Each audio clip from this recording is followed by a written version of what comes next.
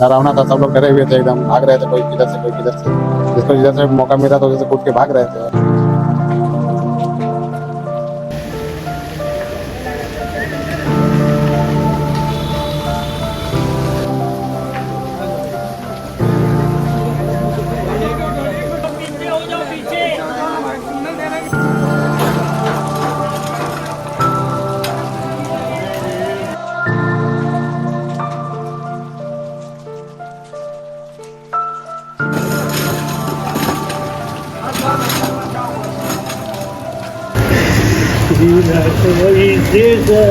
ये जो महिला हमारे साथ है, इनके पति और इनके देवर दोनों उस बिल्डिंग में दबकर उस दोनों की डेथ हो चुकी है। ये उनके बच्चे हैं। 4 लोग थे। चारों का पोस्टमार्टम हो गया है। हम लोग को एम्बुलेंस से गांव भेजने का है। अब सहायता सरकार से है कि सरकार मदद करती है कि नहीं करती।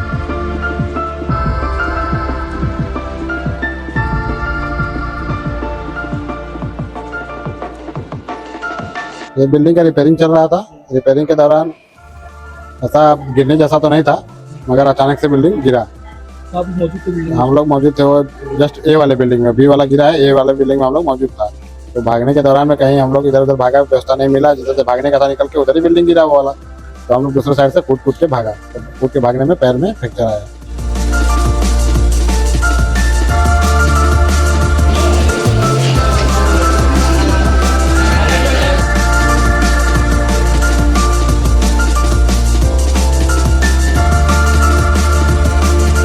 हेलो फ्रेंड्स, इस वक्त हम खड़े हैं आईजीएम हॉस्पिटल पर। अभी अभी यहाँ पर 10वीं बॉडी भी लाई गई है। कल रात जो जर्जर इमारत गिर गई थी, जिसके बाद 9 लोग मलबे में दबे हुए थे। एनडीआरएफ की टीम ने रेस्क्यू ऑपरेशन चलाकर 9 लोगों की डेथ बॉडीज वहां से रिकवर की। उसके बाद उन्हें आईजीएम लाया गया। अभी अभी 10वीं बॉडी को भी यहाँ पर लाया गया है। इसी के साथ साथ यहाँ पर एक महिला है जिसके 3 बच्चे हैं। उनका कहना है कि उनके पति और उनके देवर की भी उसी बिल्डिंग के मलबे में दबकर मौत हो गई है और रात से उन्होंने कुछ खाया पिया नहीं। उनके रहने की कोई अभी सहायता नहीं की गई है, न ही प्रशासन की जानिब से उनकी फिलहाल कोई मदद की गई है। मसला उनके साथ अभी ये है कि उन्हें अपने पति और देवर की जो बॉडीज है उनको लेकर गांव जाना है, लेकिन एम्बुलेंस का जो खर्चा है वो तकरीबन 1 लाख के ऊपर बताया जा रहा है, जो कि पैसे उनके पास इतने नहीं है। हमने उनसे जानने की कोशिश की कि क्या कोई सहायता उन्हें करने की बात की गई, एम्बुलेंस का खर्चा देने की कोई बात की गई, जिस पर उन्होंने कहा है कि इस तरह की अभी तक कोई बात नहीं की गई है। उनकी ये मांग है कि कम से कम उन्हें एम्बुलेंस का भी खर्चा दिया जाना चाहिए, ताकि अपने परिजनों की बॉडीज को लेकर वो गाँव जा सके। मैडम, आपका नाम? मेरा नाम सीमा है। तो कौन आपका जो हुआ, जो हादसा हुआ, उसमें आपका कौन कौन था घर? मेरा पति, मेरा देवर। पति और देवर दोनों की डेथ हुई। कितने बच्चे आपके?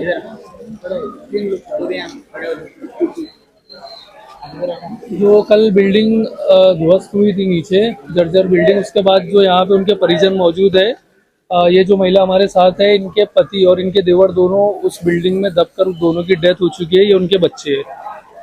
तो अभी रात से क्या स्थिति है? क्या कुछ मदद वगैरह की गई? कुछ नहीं, कोई मदद नहीं की। पूरा नाम क्या है आपका? मेरा सीमा देवी पासवान। अभी यहाँ लेके आया गया है उनको, आपके पति की बॉडी को, दोनों? हाँ, दोनों। अभी फिलहाल क्या स्थिति है? कोई रहने के लिए कुछ या कुछ नहीं है मेरे पास। राइट नाउ इनको ज़रूरत है एम्बुलेंस का। इनको इनके 2 घर के लोग गुजर गए, तो 1,20,000 करके इनको बोले कि एम्बुलेंस के लिए पैसा लगेगा, तो उनके पास है नहीं। उनको यहाँ से उनके नेटिव प्लेस पर ले जाने। आप है कहाँ के? गोंडा जिला। नहीं, यहाँ पर किधर रहते? भंडारी। नहीं, आपका गांव कौन सा? मेरा गांव करीम नगर है। तो आप वहाँ जाना चाहते हैं बॉडी को लेकर? हाँ, कितना मेरा कॉस्ट, साथ- खर्चा कितना बताया जा रहा है? कितना बोले एम्बुलेंस के लिए? कितना आपको बोले? 1 लाख। हाँ। तो आपके पास पैसा तो कोई मदद के लिए किसी ने बोला है कि एम्बुलेंस के लिए कुछ सुविधा कुछ मिले? कोई नहीं बोला। सरकार से वही मांग है, वो कराओ। क्या मांगे आपकी? उनके पति को एम्बुलेंस से मुझे घर तक पहुँचाना है, वो अभी बोलने की स्थिति में भी नहीं है ना। ये बहुत भावुक है महिला, जिनके पति और देवर दोनों की बिल्डिंग के अंदर दबने से, मलबे में दबने से डेथ हो गई है। अभी वो बात करने की भी स्थिति में नहीं है, इसलिए हम उनसे भी बात नहीं करेंगे। नाम बताइए।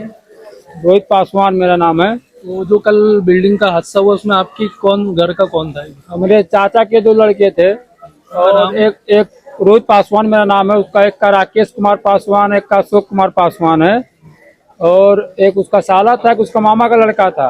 तो उन्होंने को 4 लाश भेजने का है। अब इन लोग का शेर का नहीं पता है, ना किसी का पता है, तो इतना पैसा कहाँ से आएगा? तो क्या आप लोगों को यहाँ बॉडी हैंडओवर कर दी गई पोस्टमार्टम के बाद? आपको इधर करने का, गांव पे भेजने का है। बॉडी आप गाँव लेके जाना चाहते हाँ, गांव लेके मांग है, गांव लोग के रो रहे हैं, उसकी माँ बाप गांव पे भेजने का है हैं? तो क्या प्रॉब्लम आ रही है गाँव लेके जाने में? उसको। पैसा नहीं है ना सेठ का पता है, ना उसका कहाँ काम करता था, ना उसका पता है, तो कहाँ से भेज देंगे। तो जहाँ काम करता है उसकी तरफ से कोई आया नहीं देखा? कोई नहीं आया उधर, ना कोई सेठ का पता है, ना वॉचमैन का पता है, कोई है नहीं। पूरा बिल्डिंग गिर गया, उधर कोई है ही नहीं। तो आपसे एम्बुलेंस में कितना पैसा मांगा जा रहा है लेके जाने के लिए? एम्बुलेंस में मांग रहे हैं 60,000 रुपया मांग रहे हैं, एक बॉडी का?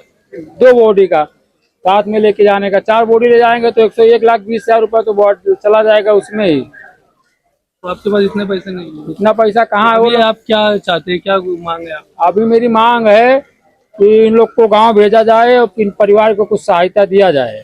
अभी कुछ आप लोगों से किसी प्रशासन का कोई किसी ने आके कुछ मदद या कोई बात की? कोई आया बोलो, लेकिन कोई मदद, क्या कुछ मदद नहीं हुआ है। एम्बुलेंस का जो खर्चा है वो भी कोई उठाने को राजी नहीं है। अभी तक इस तरह की कोई बात की गई कि एम्बुलेंस का खर्चा कोई देगा या नहीं देगा? नहीं, कोई बात नहीं हुआ अपने से।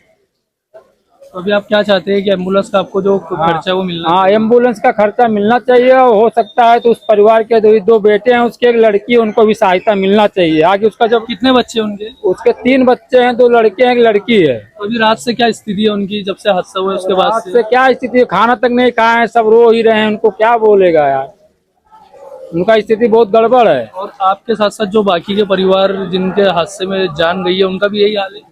सब लोग का वही हाल है। कोई किसी का वारिस नहीं है तो किसी का कोई नहीं है। ये हम लोग का था तो 4 हम लोग वारिस 4 लोग को लिए अपने कस्टडी में। 4 लोग को गांव भेजना चाहते हैं। सरकार कुछ मदद करेगी तो भेज देंगे। सरकार ने तो कहा है कि 5 लाख रुपए की मुआवजा दिया जाएगा, तो आज ही कहा गया है। अच्छा है, फिर देगी तो सब परिवार है, छोटे छोटे बच्चे हैं, हेल्प करेगी तो अच्छी इस बात वक्त है। आपको अभी जरूरत है? हाँ, ये एम्बुलेंस का तो जरूरत अभी आज है तत्काल। बॉडी जाना चाहिए, बॉडी जाना चाहिए, दोनों का जाना चाहिए। तो माँ बाप उधर रो रहे हैं गाँव पे। अगर किसी तरह की कोई सहायता नहीं होती और आपके पास भी पैसा नहीं है तो अगला कुछ आपने सोचा कि क्या किए करेंगे आप बॉडी को लेंगे? क्या करेंगे, कुछ ना कुछ तो करना ही पड़ेगा। जब सरकार नहीं सहारा देगी तो कुछ ना कुछ इधर उधर से कर्जा लेंगे किसी से, और क्या करेंगे। अभय कुमार यादव। तो ये बताइए कि कल क्या ऐसा स्थिति हुई थी, किस तरह ये हादसा हुआ था? ये बिल्डिंग का रिपेयरिंग चल रहा था। रिपेयरिंग के दौरान ऐसा गिरने जैसा तो नहीं था, मगर अचानक से बिल्डिंग गिरा। आप मौजूद थे बिल्डिंग में? हम लोग मौजूद थे, वो जस्ट ए वाले बिल्डिंग में, बी वाला गिरा है, ए वाले बिल्डिंग में हम लोग मौजूद था। जैसे गिरा तो हम लोग जाए तो आवाज भागने की कोशिश किया, इधर की कटी किया उसके झटके से, क्योंकि बाजू में तो गिर ही सकता है। तो भागने के दौरान में कहीं हम लोग इधर उधर भागा, व्यवस्था नहीं मिला, जिधर से भागने का था निकल के उधर ही बिल्डिंग गिरा वो वाला। तो हम लोग दूसरे साइड से कूद के भागा, तो कूद के भागने में पैर में फ्रैक्चर आया ऐसा। मतलब जो बिल्डिंग ध्वस्त हुई तो उसमें आप नीचे मौजूद नहीं थे मलबे के? नहीं, वही बिल्डिंग में थे, नहीं मलबे के नीचे हम लोग नहीं थे, वही बिल्डिंग सेम है, बस ए और बी है। मंजर था वहाँ पे जब आप? सर मंजर तो एकदम डरावना ही रहेगा ना, उस टाइम गिरेगा 4 फ्लोर की बिल्डिंग तो कैसा मंजर रहेगा, एकदम डरावना था। सब लोग डरे हुए थे, एकदम भाग रहे थे, कोई किधर से कोई किधर से, जिसको जिधर से मौका मिल रहा था उधर से कूद के भाग रहे थे, ऐसा ही माहौल था उधर। अभी आपकी स्थिति कैसी है? क्या अभी ठीक है सर, अभी प्लास्टर हो गया है, दर्द भी कम है। आपके परिवार से और भी कोई था उसमें? नहीं सर, अपने परिवार से हम लोग भाई लोग थे, एक भांजा था, 5-6 जन, हम लोग को 2 जन को चोट लगा, बाकी जन बच गए ऐसा। Thank you.